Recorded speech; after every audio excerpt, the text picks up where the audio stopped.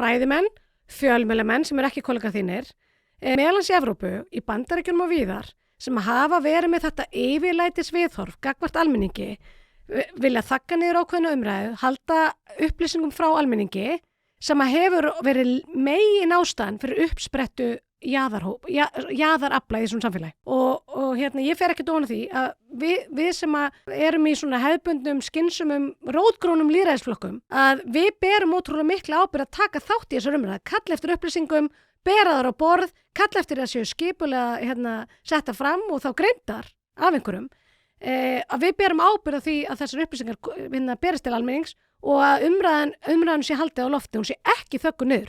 Því að það þessi tilfinning að fólk, og nú ætlum ég ekki að segja Margrét, heldur eins og Margrét, kannski fólk sem að lifir og hræðist í samfélaginu og situr á kaffistofunni upp í háskólanum, að það sé eitt til að spærsta að meta einhvern veginn hvernig ástandi raun og veru. Og það svo merkilegt, ég ætla samt að gagnrýna Margréti fyrir eitt, því að hún kemur til dæmis inn í þáttunni til þín og hún segir það engin tölfræði á bakvið, það orðið svo mikill ótti við glæpi og samfélagi ekkert breytt. Það ekkert svo slemmt í Svíþjóð eins og þú ert að segja og það ekkert svo slemmt í bæ. Við kenna það síðan að hún hefur aldrei ekkert verið að fara á Ingólfstorg árum saman og mér hefur hún heldur ekki hafa farið í Hagkaup í Skeifinu eða Kringlunum hábýrt þann dag.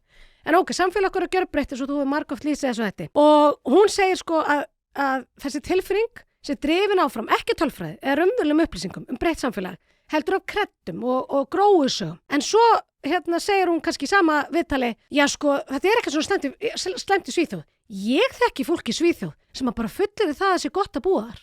Skilurðu?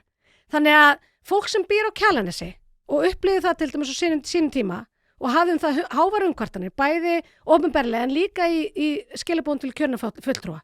Eða fólk sem hefur búið á Suðurnesjum, þar sem hafa safnast fyrir og hefur verið safnað saman til dæmis stórum hópi af hælisleitendum sem hafa verið kallmenn á ákveðnum aldri frá ákveðnum löndum. Að þeir hafa haft uppi háværar umkvartanir menningar, árekstra og afbrot af ýmsu tagi. Þetta segir Margrét séu bara grósör.